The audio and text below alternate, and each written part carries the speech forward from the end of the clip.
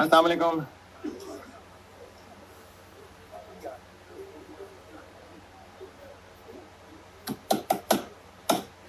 अस्सलाम वालेकुम। दुरूद शरीफ पढ़ना।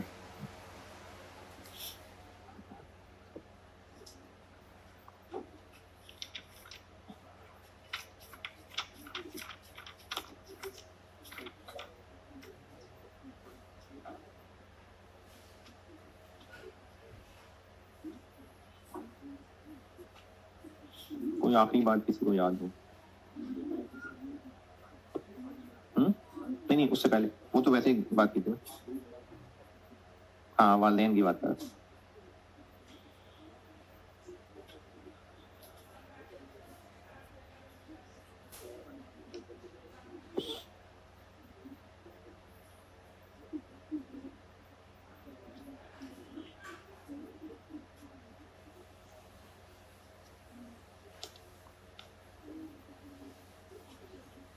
आपका जो रिवॉर्ड है ना अल्लाह की नज़र में अच्छी औलाद होने का, वो आपके बिहेवियर पे है। वो अम्मा अब्बा के अच्छे होने पे या बुरे होने पे डिपेंडेंट नहीं है। मतलब अगर आपके अब्बा जी जबान के बहुत तेज हैं और गालियां और मोहल्ले में भी सबको और घर में भी, तो इसका मतलब ये नहीं है कि आपका रवैया उनके साथ खराब होना जस्टिफाई हो गया।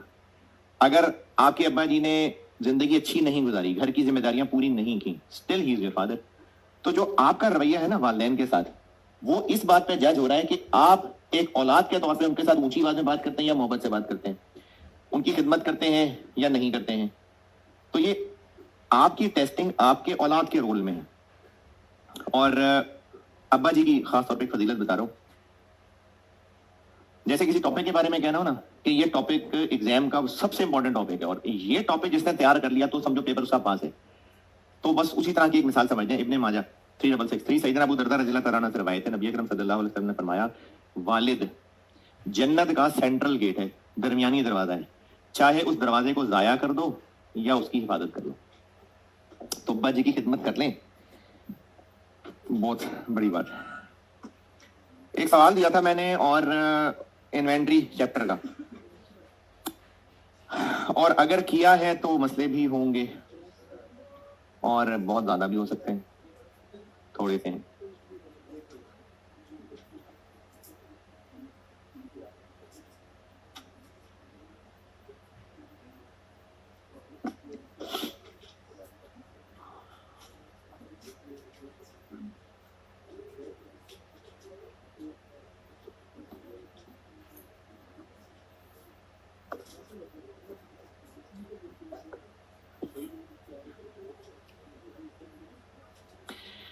सच्ची सच्ची किसने किया वो सवाल?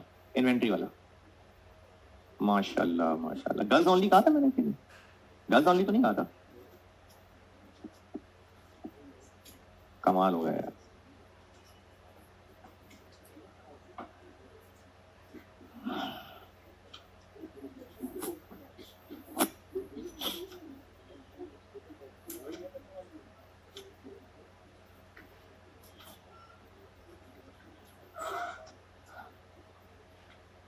ये जितने यहाँ मर्द हजरात बैठे हैं वो सवाल नहीं करना, शर्म आ रही थी सवाल को देखते हुए हैं? सॉल्व नहीं हुआ। हाँ, कोशिश करेंगे, सॉल्व नहीं होगा, मसले होंगे तो करूंगा डिस्कस, लेकिन जब करेंगे नहीं तो मुझे क्या फायदा डिस्कशन का भाई?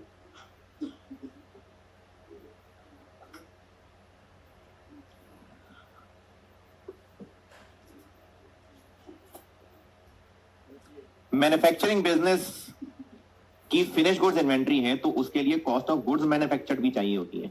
वो कॉस्ट ऑफ गुड्स मैन्युफैक्चर्ड निकालनी थी इसमें मेनली।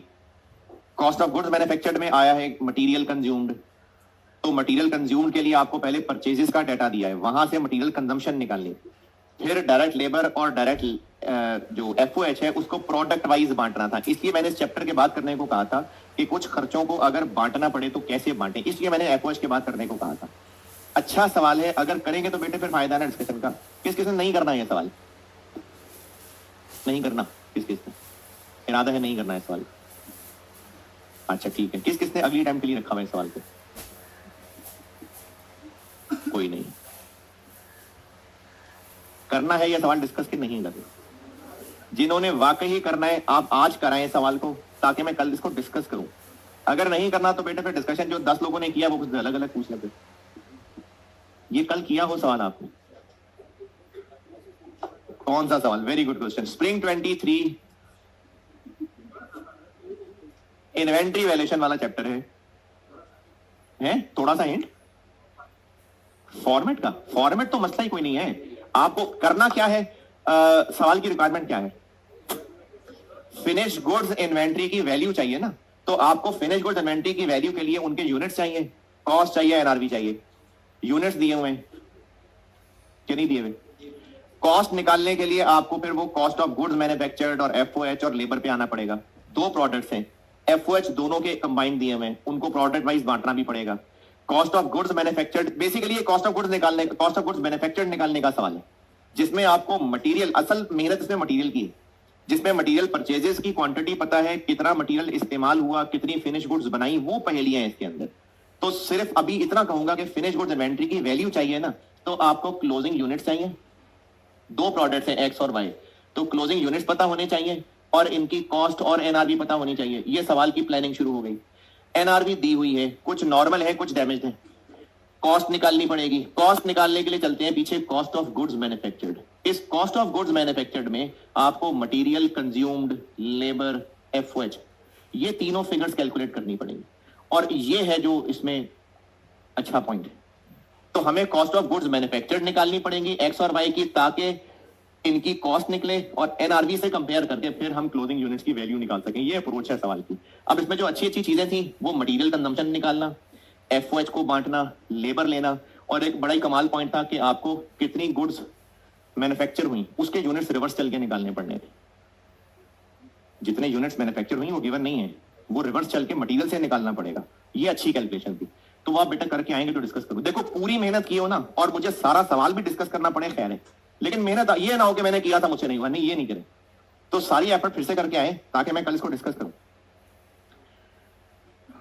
कल किया था बोनस,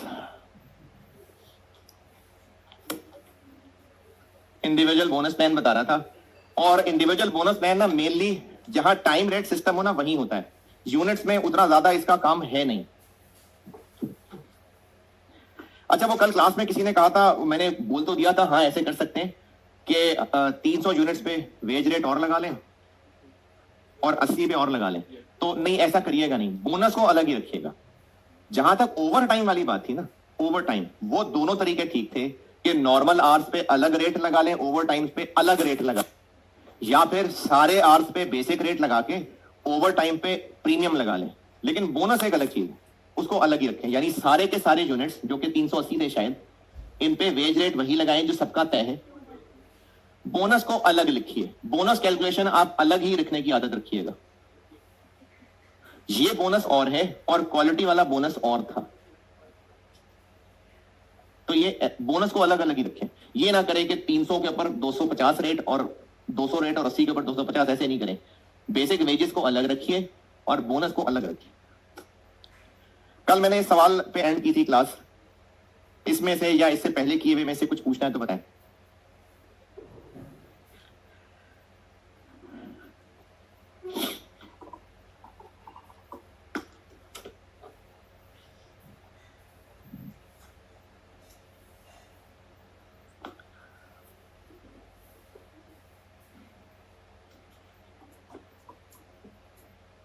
चलें, कुछ नहीं पूछना।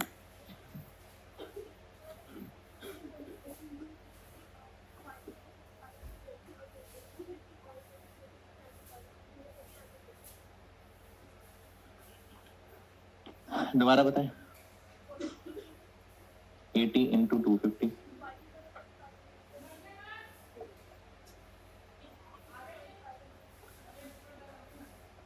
मैं सरकार अभी यही अर्ज कर रहा था कि आप बेसिक वेजेस को अलग रखें, बोनस को अलग रखें।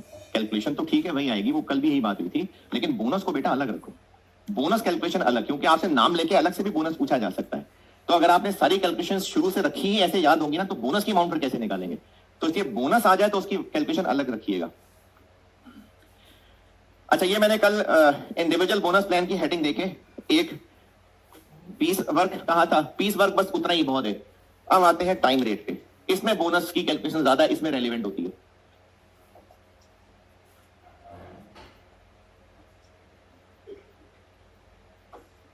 इंडिविजुअल बोनस प्लान ही पढ़ा रहा हूं, लेकिन अगर टाइम रेट वाली वेजेस चलती हो तो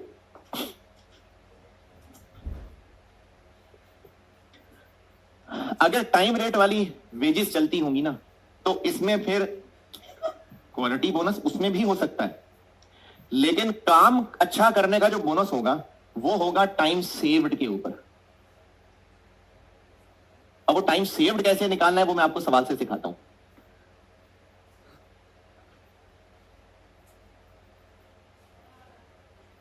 टोटल टाइम सेव्ड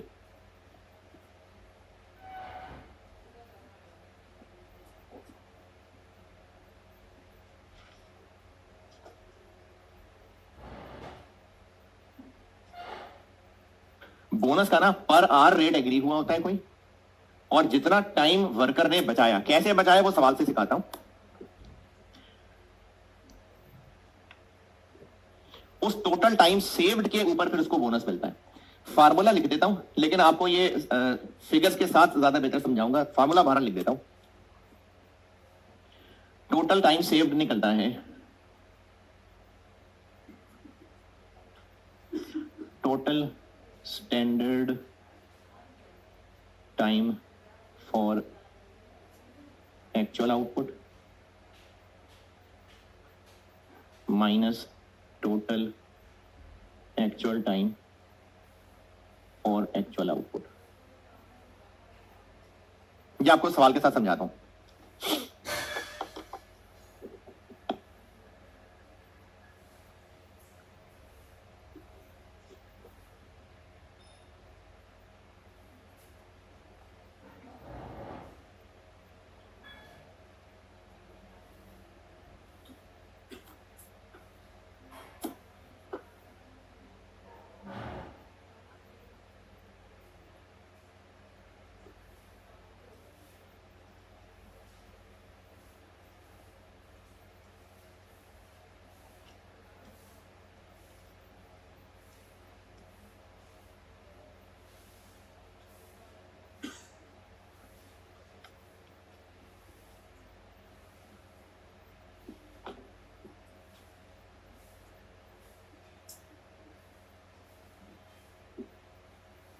यहां तक लिखा? चले सवाल लिखें।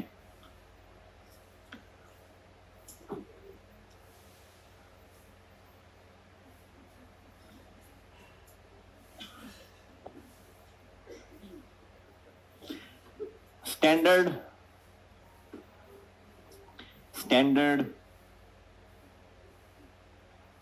Production time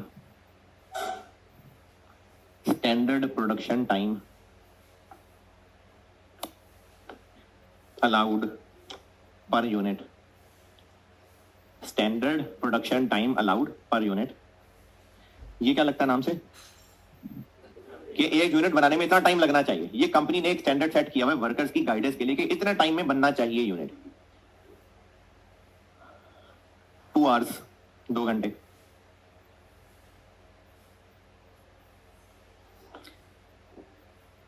normal working hours per day. अच्छा, अभी इस सवाल में मैं सिर्फ बोनस सिखाता हूं, फिर अगले सवाल में ओवर टाइम भी मिक्स कर दूंगा। Normal working hours per day 8 घंटे, 8 hours.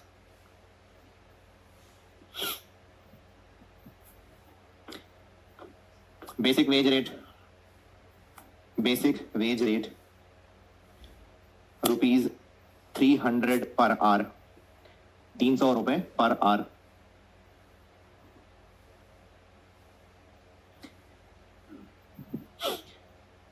bonus is paid at 60%. Bonus is paid at 60% of basic wage rate, 60% of basic wage rate for total time saved,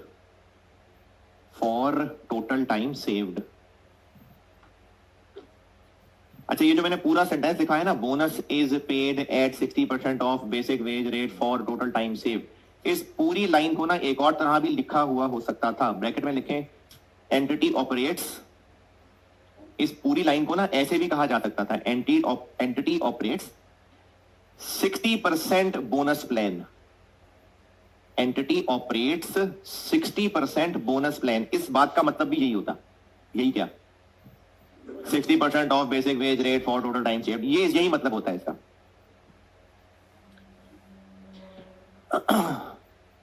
production of a worker, production of a worker during the week is as follows.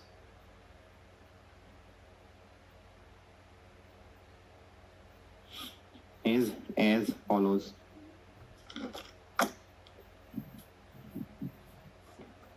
Day or units. Day 1, 2, 3, 4, 5 और units लिखें।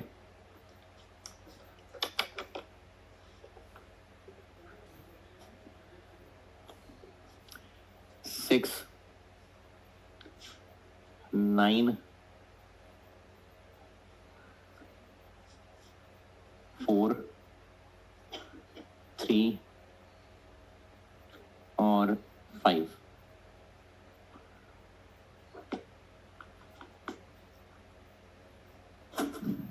मुझसे required है total wages for the week of this worker, total wages for the week of this worker if bonus is calculated,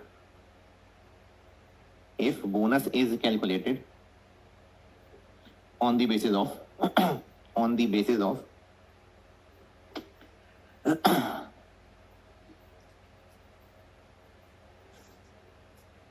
part A weekly performance और part B daily performance।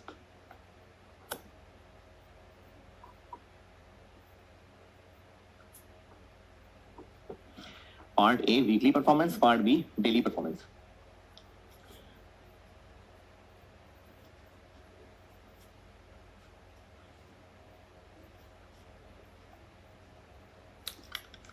पहले तो उसको काम की वेजेस कितनी मिलेंगी, पूरे वीक में उसने कितने घंटे काम किया,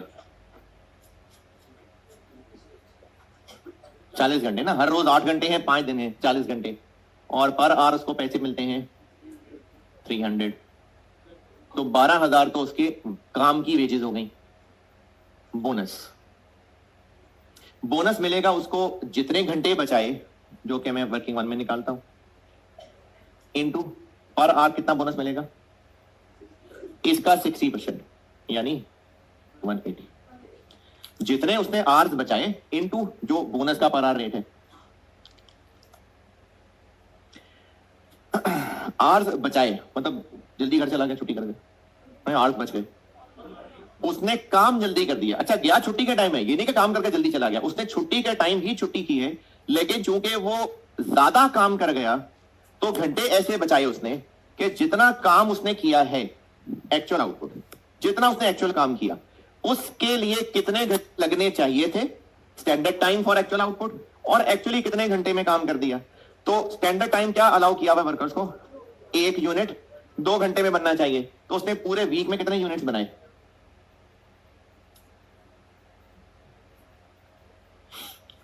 इन सबको ऐड कर दें 27। तो उसने जो 27 यूनिट्स बनाए, इनके लिए 2 घंटे के हिसाब से 54 आवर्स लगने चाहिए थे, जबकि उसने यही वाला काम 27 यूनिट्स कितने घंटे में बना दिए, 40। तो उसने टाइम ऐसे बचाया कि 40 घंटे में उसने उतना काम कर दिया जितना में कोई आम सा वर्कर 54 घंटे लगा देता। तो उसने बिजनेस को 14 घंटे बचा के दिए हैं। ये टाइम सेव्ड है। जितना काम किया, नींद आ रही है, जितना काम किया उसके लिए कितने घंटे लगने चाहिए थे और कितने घंटे एक्चुअली लगे। अब ये जो 14 घंटे उसने बिजनेस को बचा दिए, बिजनेस को क्या फायदा हुआ, 14 घंटे के पैसे बच गए इस बंदे के। 14 घंटे, वो जो इतने घंटों में काम करता उसने इतने घंटे में काम कर दिया। तो इसको क्या शौक था, इसको बोनस मिल रहा है। तो बिजनेस को 14 घंटे बच गए, तो बिजनेस ने उन 14 घंटों के हिसाब से इतना बोनस दिया उसको, 2520। ये टाइम रेट सिस्टम के अंदर बोनस के टाइम सेव कैसे, जितना काम किया उसके लिए कितने घंटे लगने चाहिए थे और कितने घंटे एक्चुअली लगे, तो उसने इतने घंटे बचा दिए, उसके ऊपर बोनस मिल गया।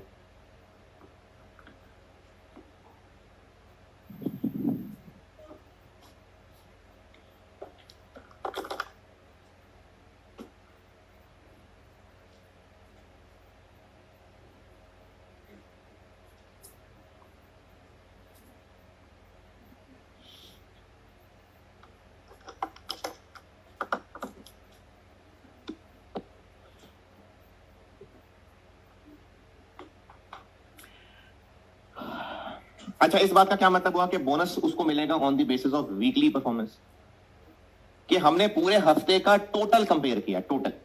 और अगर डेली परफॉर्मेंस हो तो फिर हमें हर दिन कंपेयर करना पड़ेगा।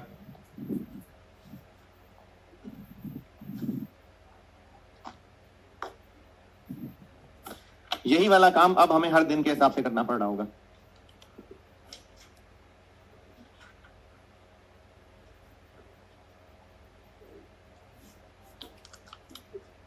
बेसिक वेजेस तो यही हैं 40 घंटों के,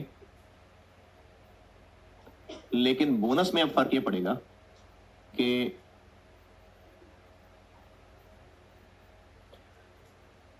जो टाइम सेव्ड हम पूरे हफ्ते का टोटल निकाल रहे थे, अब हमें वो हर दिन का अलग अलग निकालना पड़ेगा, हर दिन का अलग अलग करना। यही है स्टैंडर्ड आवर्स और एक्चुअल आवर्स का फर्क। स्टैंडर्ड आवर्स यानी जितने यूनिट्स बनाए उनके लिए कितने घंटे लगने चाहिए थे। तो डे 1 में कितने यूनिट्स बनाए, 6, 12 घंटे लगने चाहिए थे। डे 2 में कितने यूनिट्स बनाए, 9, 18 घंटे लगने चाहिए थे। डे 3 में 8 घंटे लगने चाहिए थे। चौथे दिन 6 घंटे लगने चाहिए थे। जबकि उसने यही काम एक्चुअली कितने घंटे में कर लिया, 8।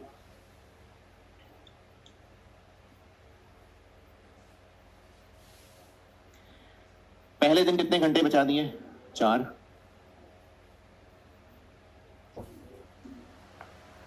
हाँ जी, कुछ तो होगा, कुछ नहीं आएगा या -2 आएगा। भाई नहीं बचाया ना, तो नहीं बचाया। टाइम जाया करने पे कोई सजा होती तो चलो वो अलग होती। अभी हम सिर्फ टाइम बचाने का इनाम दे रहे हैं, तो टाइम नहीं बचाया तो नहीं बचाया। 2। तो टोटल पूरे वीक में कितने घंटे बचा दिए उसने, 16। 2880।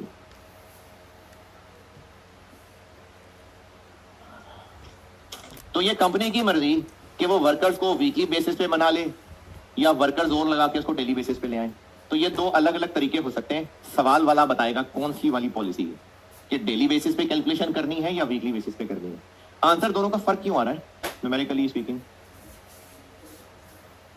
जब हमने टोटल किया ना, तो ये वाला जो बुरा काम था वो उसमें नेट हो गया, जबकि हमने अलग अलग जब किया तो जिस दिन अच्छा काम किया था वो रिवॉर्ड हो गया और जिस दिन खराब काम किया था वो इग्नोर हो गया। इसलिए आंसर का फर्क आ रहा है। ये होता है जी बोनस। अब इसी के और सवालों की कर लेते हैं प्रैक्टिस। इसमें बताते कुछ पूछा है तो फिर और कराता हूँ प्रैक्टिस। फर्क कैसे आया, फर्क ऐसे आया कि इस दिन इतने कितना खराब काम किया, 2 घंटे जाया किए ना। अब हमने उन 2 घंटे जाया होने को यहां कंसिडर नहीं किया, लेकिन जब वीक का टोटल काम निकाला, जब हमने वीक के टोटल आवर दे लिए, तो इफेक्टिवली वो -2 घंटे उसमें नेट हो गए। तभी तो 16 की जगह वो 14 आ रहा है।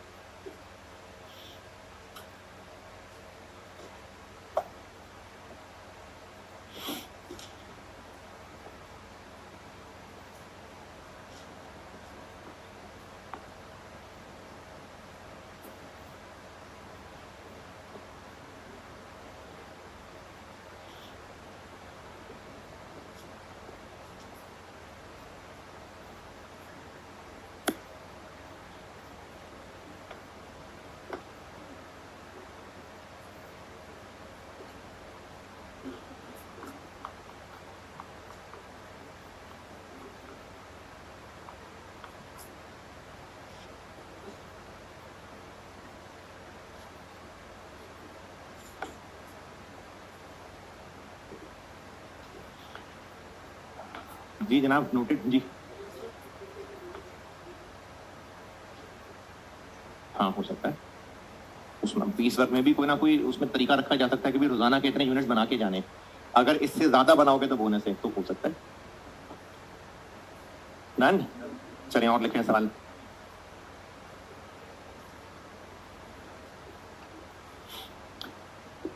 अच्छा, अब इस सवाल में मैं अभी फिलहाल तो ओवर टाइम नहीं मिक्स करता, ये स्टैंडर्ड वाली बात थोड़ी सी उल्टी बताता हूं। Basic wage rate, basic wage rate अगला सवाल है। बेसिक वेज रेट 200 रुपए पर यूनिट, पर आर, सॉरी पर यूनिट नहीं, पर are, 200 per are. Basic wage rate है 200 पर आर।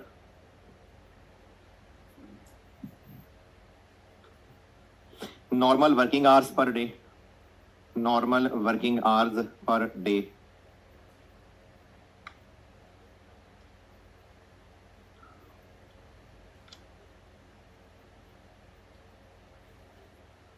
आठ, 8।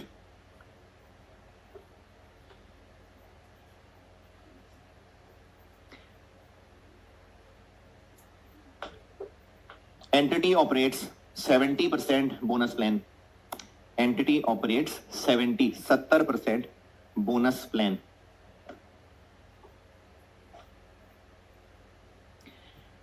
Standard production per hour, standard production per hour 4 units, 4 units, यानी कंपनी की तरफ से स्टैंडर्ड सेट ये है कि 1 घंटे में 4 यूनिट्स बनने चाहिए।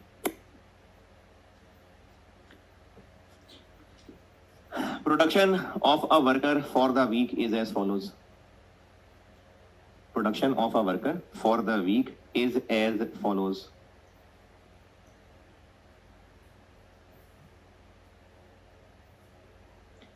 डे बताऊंगा और यूनिट्स बताऊंगा।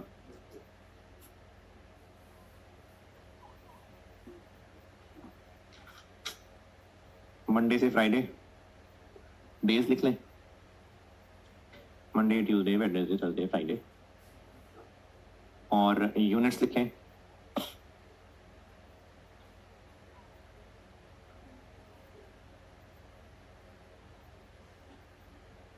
अच्छा मासूम बच्चे, पूरे पूरे स्पेलिंग लिखने की क्या जरूरत है आप लोगों को? हैं 1 2 3 4 5 लिख लें, चले 1 2 3 4 5। यूनिट्स लिखें। पहले दिन 32, नेक्स्ट 40, यूनिट्स बता रहा हूं। तीसरे दिन 46,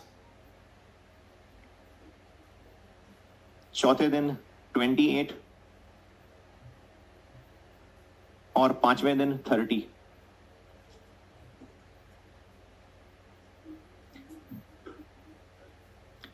रिक्वायर्ड है आपसे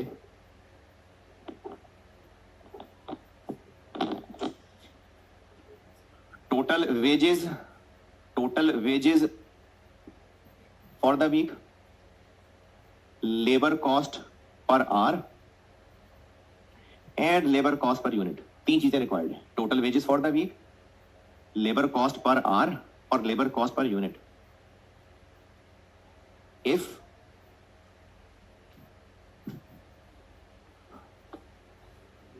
bonus is calculated, वो बाकी बात सेम है। If bonus is calculated on the basis of part A weekly performance और part B daily performance. Requirement में total wages for the week भी निकाल दें। जब total wages for the week निकल आई तो लेबर कॉस्ट पर आवर भी और लेबर कॉस्ट पर यूनिट भी। टोटल वेजेस निकल आएंगी ना, तो पर लेबर आवर पर यूनिट, ये दोनों चीजें पूछी हैं। तो ये तीनों चीजें निकालनी है। अगर बोनस वीकली परफॉर्मेंस पे मिलता है पार्ट ए, और पार्ट बी अगर डेली परफॉर्मेंस पे मिलता है। करिए आप कैलकुलेट।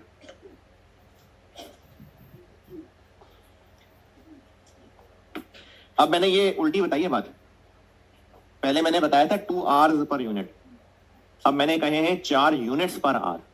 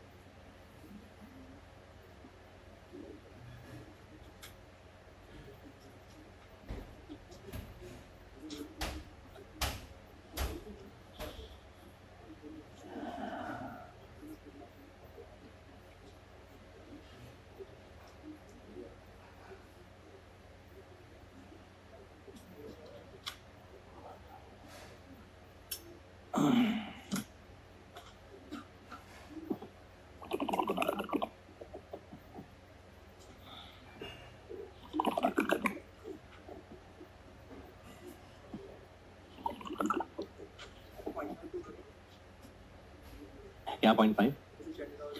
आधे घंटे के पैसे नहीं देने का, बिल्कुल देने।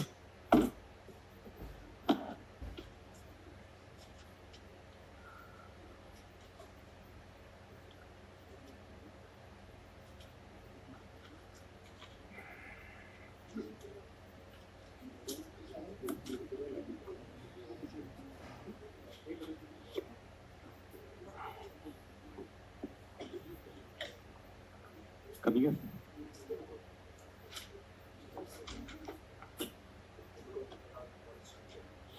हमें क्या वो लेबर कॉस्ट नहीं कर रहा बोनस? बिल्कुल कर रहा है। जब हम टोटल वेजेस निकाल रहे हैं तो बोनस शामिल कर रहे हैं ना, तो हमें टोटल बंदा ये इतना कॉस्ट कर रहा है।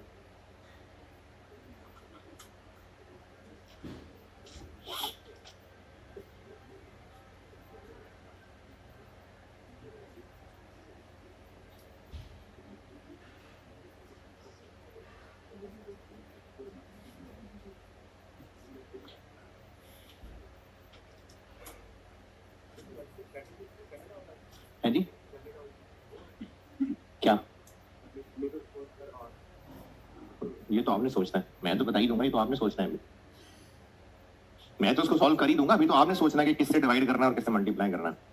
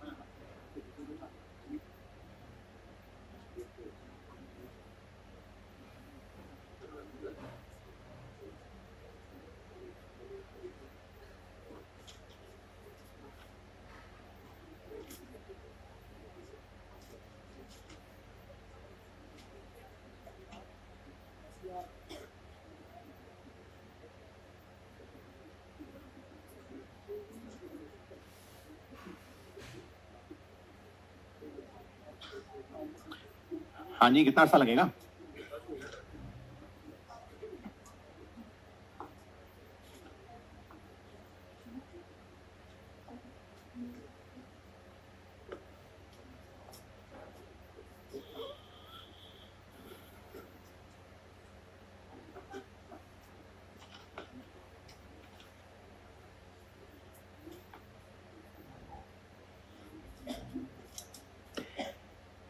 एक्टिविटी बेस्ड कॉस्टिंग का लेक्चर दिखाइएगा, एक्टिविटी बेस्ड कॉस्टिंग वाले लेक्चर रजिस्टर पे जो किए हैं।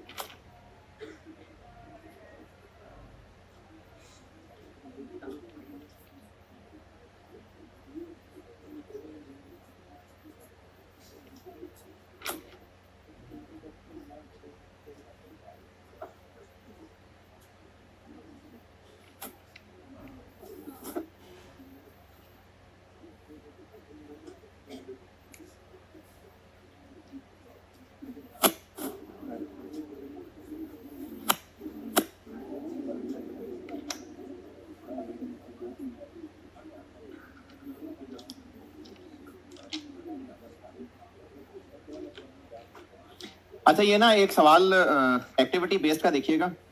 ये सोल्यूशन करते हुए ना एक गलती हो गई थी मुझसे, और आप इतने काबिल बच्चे हैं कि किसी ने पूछा भी नहीं।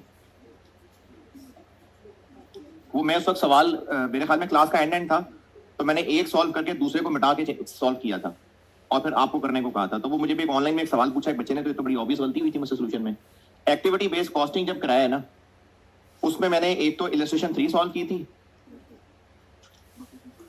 और ये रिकॉर्डिंग वालों के लिए बता रहा हूँ, एक्टिविटी में 3 लेक्चर हैं, उसमें से दूसरे वाले में मैंने इलस्ट्रेशन 3 सॉल्व की थी पहले, फिर उसके बाद एक सवाल खुद से लिखवाया था।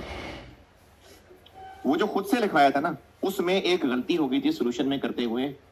मैंने प्रोडक्ट ए सॉल्व किया था बोर्ड पे, उसके बाद मेरे ख्याल में बस आखिर था तो प्रोडक्ट बी मिटा के चेंज किया था, सी डी खुद कहा था करने को, तो उसमें गलती हो गई थी मुझसे।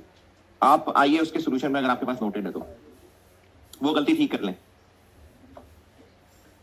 प्रोडक्ट ए ठीक है, बी में चूंकि मुझसे गलती हुई तो आगे सी और डी आपने घर से किया होगा, तो वो भी गलती किया होगा आपने। प्रोडक्ट ए पे आए,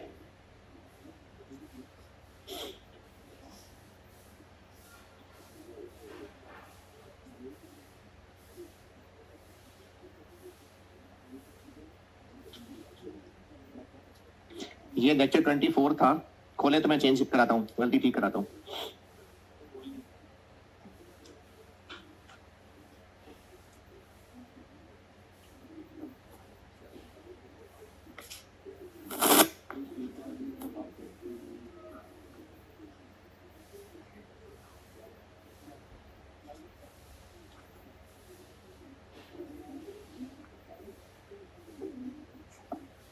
पहुंचे?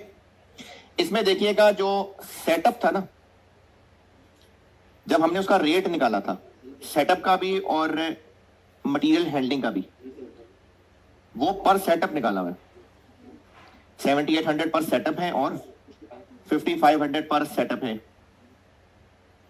जब इसको मैंने यूज किया प्रोडक्ट ए में, तो सेटअप के सामने मैंने प्रोडक्ट ए के अंदर ब्रैकेट में लिखा 70,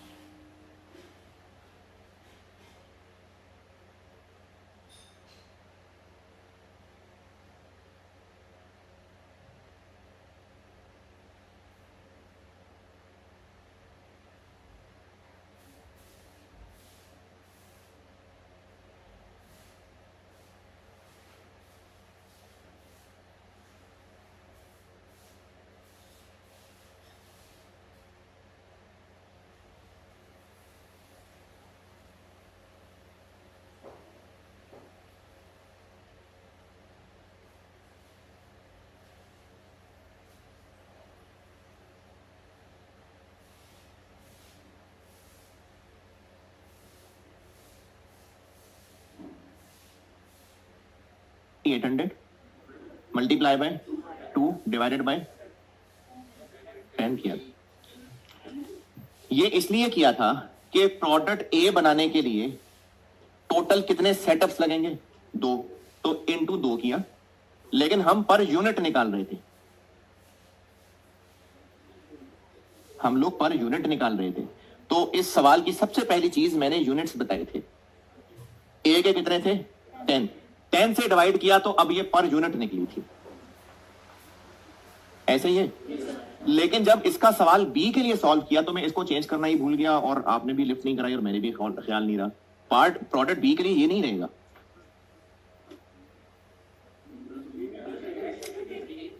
सॉरी, सी के लिए ये नहीं रहेगा। अच्छा, सी का खुद करना था। ओ यार, हाँ, तो वो सी का अगर किसी ने खुद किया है तो अब 7800 इंटू 5/100 होगा। ऐसे ही किया। ओ यार, वो फिर ऑनलाइन वाले ने मुझे गलत बताया। ठीक है, ठीक है, सब सही है। Okay, chill chill chill chill. कुछ नहीं कहा मैंने, कुछ नहीं कहा, कुछ नहीं कहा। ठीक है, ठीक है, सब ऐसे ही चेक कर रहा था, मजाक कर रहा था आपके साथ। अच्छा, बोनस नहीं, पेज तो नहीं फाड़ दिया था, एम शुगर लगाना था।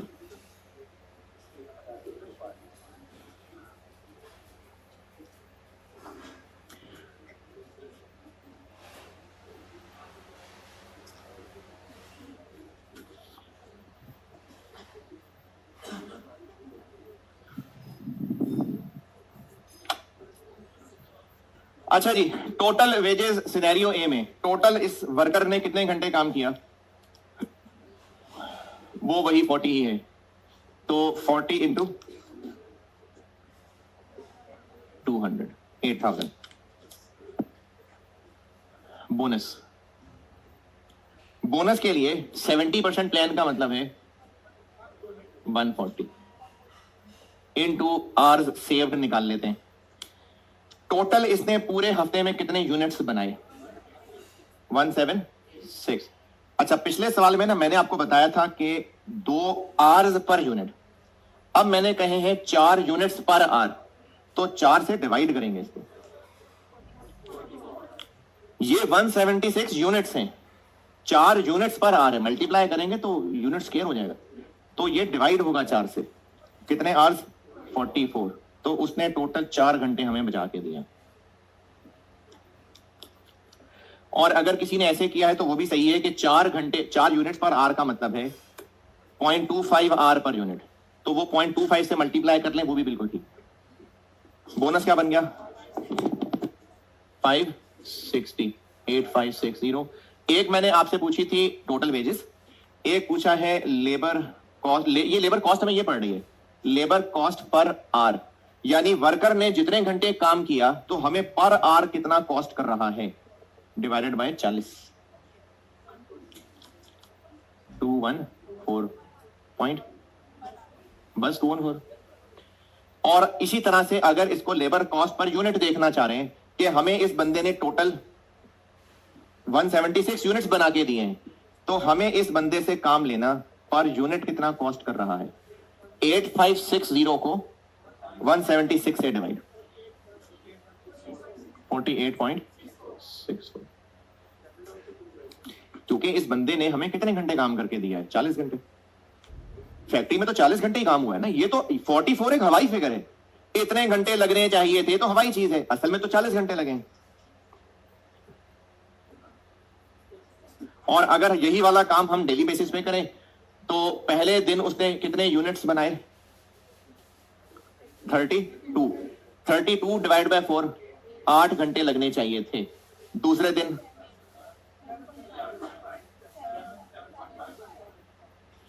और असल में उसने 8 घंटे लगाए हैं।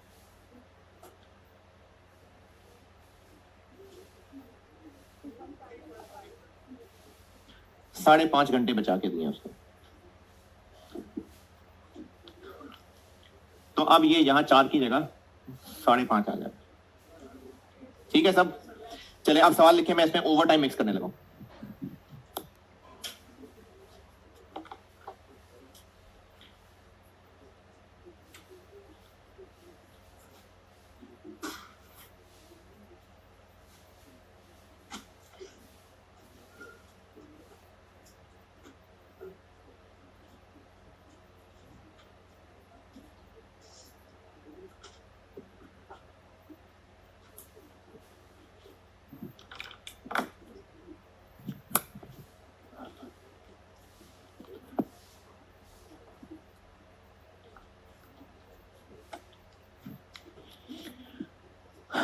इस सवाल में बताएं, कुछ पूछना है तो।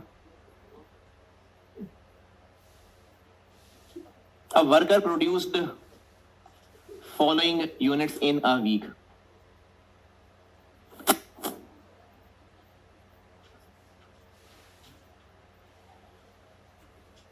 A worker produced following units in a week.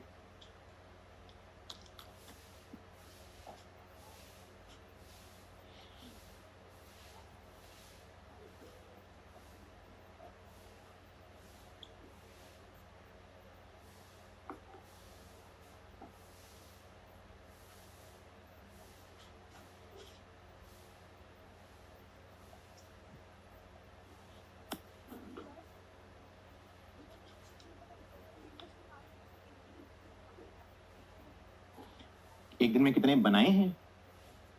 बनाए जितने हैं वो तो दिए हुए। कितने बनाने चाहिए थे?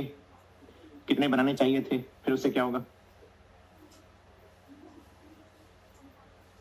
एक्स्ट्रा बनाए फिर, यानी पहले यूनिट्स तक जाएं फिर आवर्स कर सकते हैं ऐसे। लेकिन मैंने आगे ना आपको एक चैप्टर पढ़ाना है वेरिएंस वाला, उस फार्मूला हम लेके चल रहे होंगे standard hours minus actual hours, तो इसलिए शुरू से मैं इसी की प्रैक्टिस करा रहा हूँ, वरना वो कर सकते हैं जो आप कह रही हैं कि पहले यूनिट्स तक जाएं और फिर यूनिट से आवर्स तक आए, कर सकते हैं।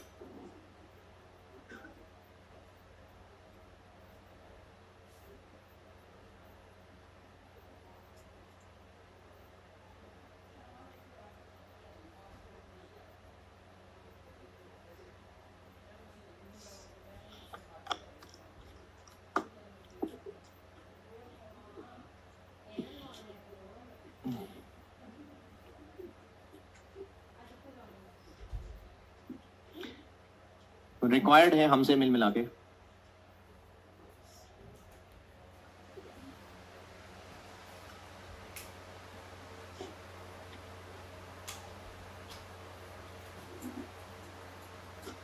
टोटल वेजेस और द वीक,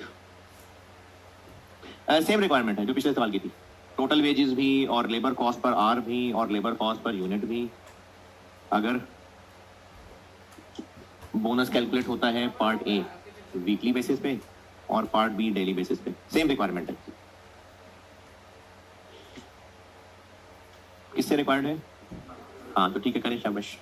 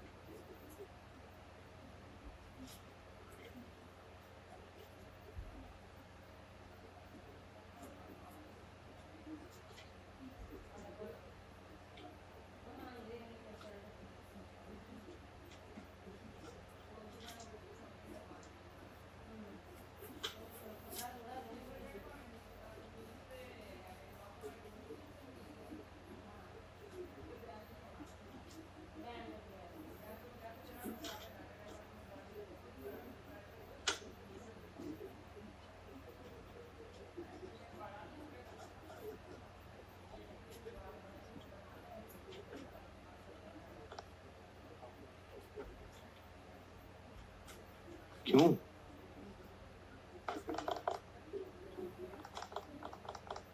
मैंने स्टैंडर्ड आर्ट नहीं बताए? नहीं बताए? ओहो, तो सवाल करना शुरू कर दिया। लेकिन standard art, standard production per hour, standard production per are 2 units, standard production per are 2 units, standard production per are 2 units है।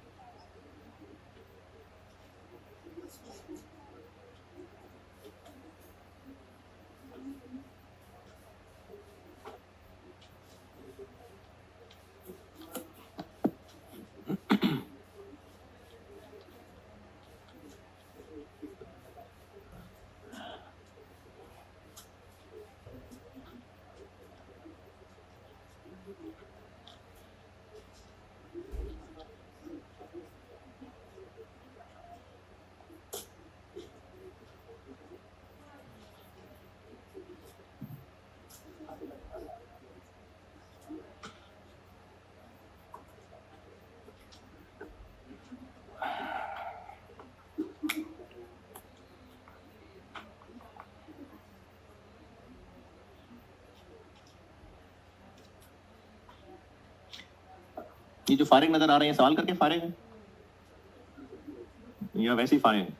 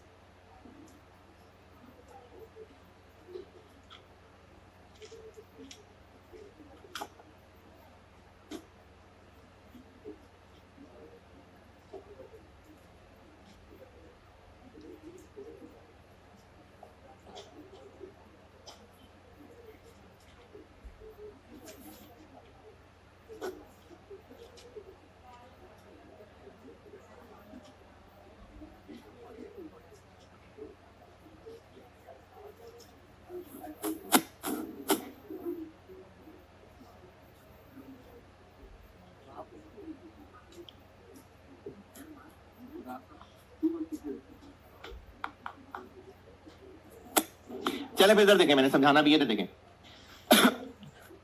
ट्यूसडे की मिसाल ले रहा हूं। ट्यूसडे वाले दिन इस वर्कर ने कितने घंटे काम किया? 11 घंटे। अब ये जो पूरे 11 घंटे काम किया है ना, इसको अब उसने ये अच्छा काम किया है या नॉर्मल काम किया है, इररिस्पेक्टिव, उसको टाइम के तो पैसे मिलने हैं।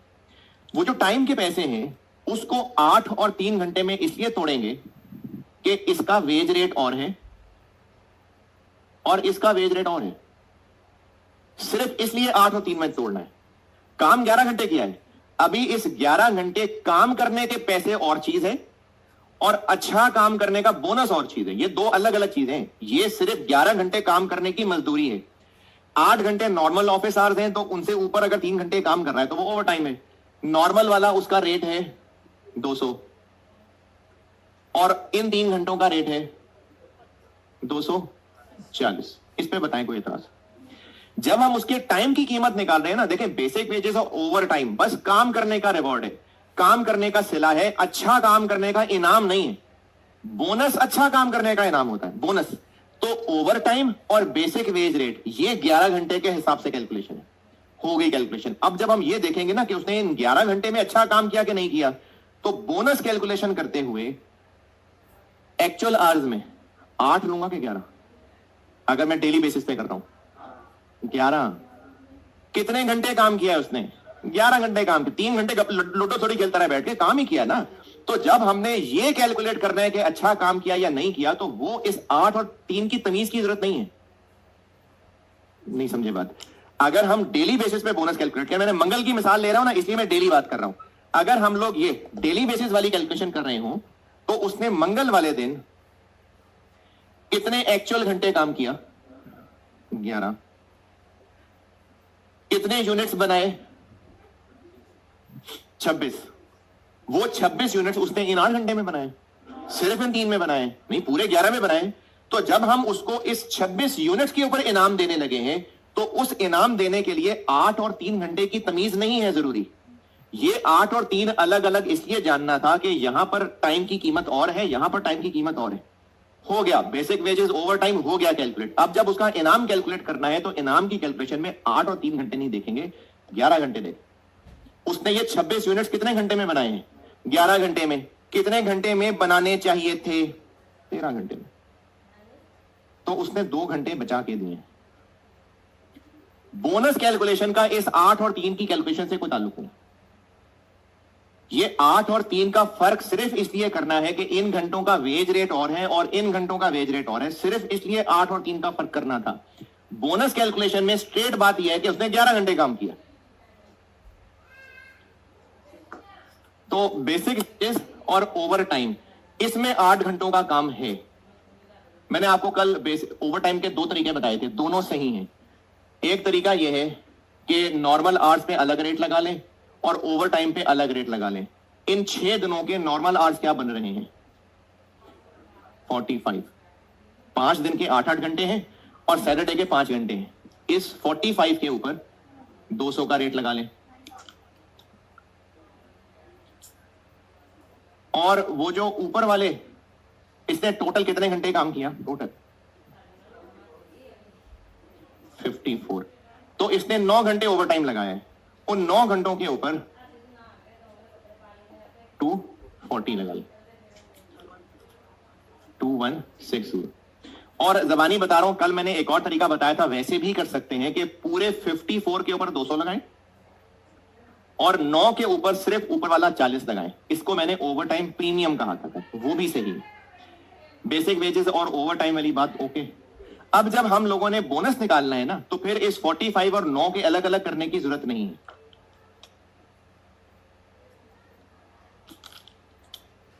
बोनस का जो टाइम सेव्ड है उस पे रेट लगना है 150 टाइम सेव्ड। उसने पूरे हफ्ते में टोटल कितने यूनिट्स बनाए?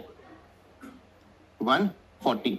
और 140 यूनिट्स बनाने के लिए 114 यूनिट्स बनाने के लिए कितने घंटे लगने चाहिए थे? लेकिन उसने एक्चुअली कितने घंटे लगाए? 54। तो 3 घंटे बचाए। अब जब हम यहां पर अच्छे काम का बोनस निकाल रहे हैं, तो फिर ये 45 और 9 की तमीज की जरूरत नहीं। उसने जितने घंटे काम किया उतने घंटे काम किया। ये फर्क सिर्फ इसलिए करना होता है कि बेसिक वेज रेट और है और ओवर टाइम का रेट और है। ये है टाइम की कीमत, ये है अच्छे का इनाम।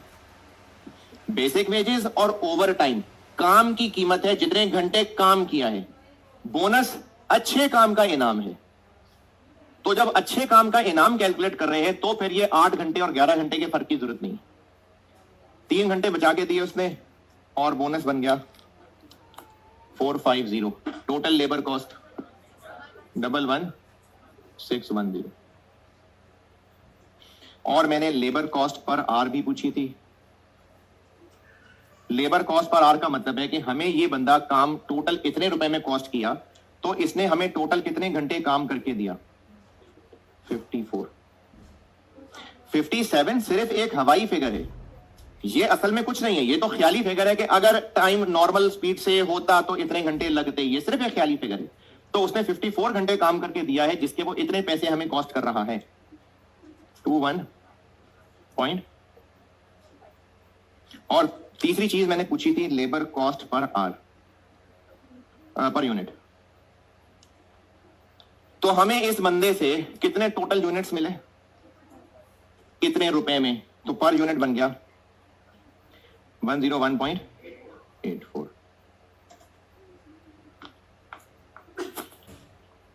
और पार्ट बी के लिए ये 2 लाइनें तो यही होंगी, सिर्फ आर्स अब हम डेली बेसिस पे निकाल रहे होंगे। तो वो जब डेली बेसिस पे निकालेंगे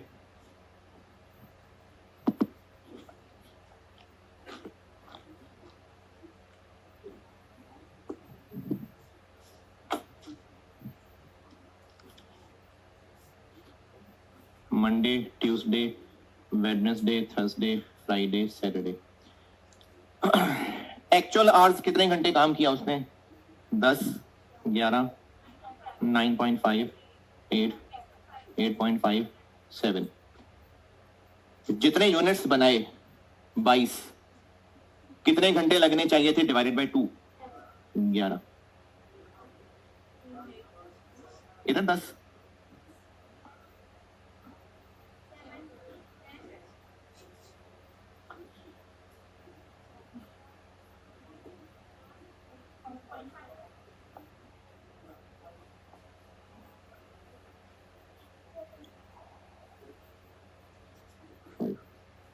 तो अब वहां 3 की जगह 5 आ जाएगा।